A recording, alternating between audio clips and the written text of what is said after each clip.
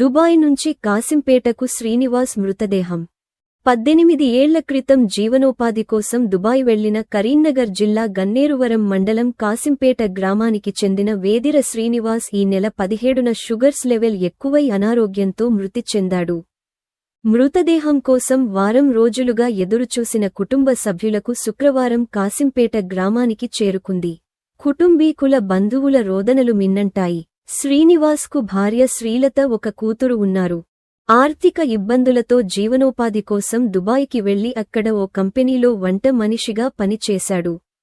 ఆర్థిక ఇబ్బందులతో సతమతమవుతున్న శ్రీనివాస్ కుటుంబాన్ని ప్రభుత్వం ఆదుకోవాలని తెలంగాణ గల్ఫ్ బాధితుల సంక్షేమ రాష్ట్ర అధ్యక్షురాలు బూత్కూరి కాంతా కోరారు.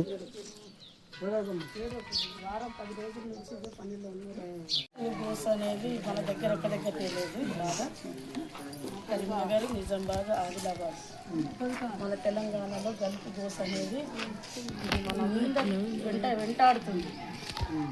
ఈ గల్ఫ్ గోస పోవాలంటే మస్తు మాలాంటి వాళ్ళము చాలామంది నిజమైన గల్ఫ్ బాధితులను ప్రభుత్వం దృష్టికి తీసుకెళ్తున్నాము. ఇతర దేశాలతో మాట్లాడుతున్నాము. మన నేషనల్ కేంద్ర రాష్ట్ర ప్రభుత్వాలతో కూడా మాట్లాడుతున్నాము. అయినను ఈ వలసలు అనేవి ఆగుతలేవు. ఏజెంట్ల మోసాలతో మోసపోతున్నాము. రెండవది ఏంటిదంటే ఇక్కడ ఉపాధి లేక ఇక్కడ మనకు బతుకు తెరుకు సరి అయిన అవకాశాలు లేక ఇతర దేశాలు పోయి మనం ఇబ్బందుల పాలకు గురి అయ్యి సప్త సముద్రాలు దాటి అక్కడ పోయి చనిపోవడం అనేది ఒక తల్లి కన్న తల్లికి కడుపుకోత మిగిలిస్తున్నాం. కట్టుకున్న భార్యకు ఒక భర్తగా కోల్పోతున్నాం. కలుపున్న పిల్లలకు తండ్రి లోటు కరువైతుంది. ఇవన్నీ ఉంటున్నాయి కాబట్టి ఇవన్నీ అరికట్టడానికి మాలాంటి ఉద్యమ నాయకులము వెంటనే అంటే కాలయాపన చేయట్లేదు. మాలాంటి ఉద్యమ నాయకులను ఖచ్చితంగా ఫైట్ చేస్తాము. కేంద్ర రాష్ట్ర ప్రభుత్వాలతో మాట్లాడతాం.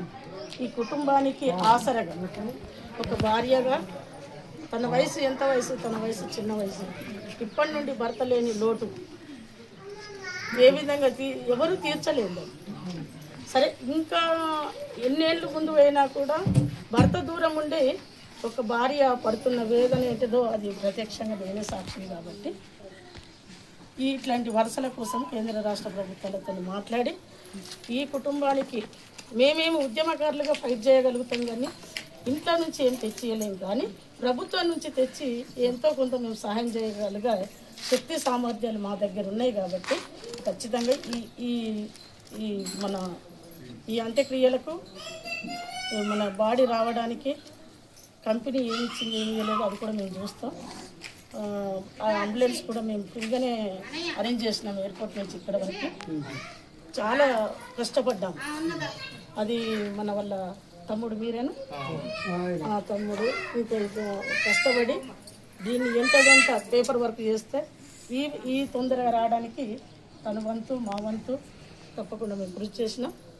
మునుముందు చిన్న వయసులో భర్తలను కోల్పోతే ఎంత బాధ ఉంటుందో ఆ బాధ మాకు తెలుసు కాబట్టి ఒక కన్న తల్లి కడుపు కోతకు ఆమె ఏడుస్తుంటే ఎవరు మనం వెలకట్టలేము, ఆమె ఏడుపుని వెలకట్టలేము. కాబట్టి ఖచ్చితంగా ప్రభుత్వం దృష్టికి నేను ఇది తీసుకెళ్ళి ఏదైతే గల్ఫ్లో చనిపోయిన కుటుంబాలకు 5 లక్షల ఎక్స్గ్రేసియా ప్రభుత్వం ఇస్తానని హామీ ఇచ్చింది. ఆ 5 లక్షలు వచ్చే బాధ్యత 100% నేను తీసుకుంటానని సంపూర్ణంగా సీఎంతో మాట్లాడి ఇది తీసుకొస్తానని హామీ ఇస్తున్నాను. Thank you.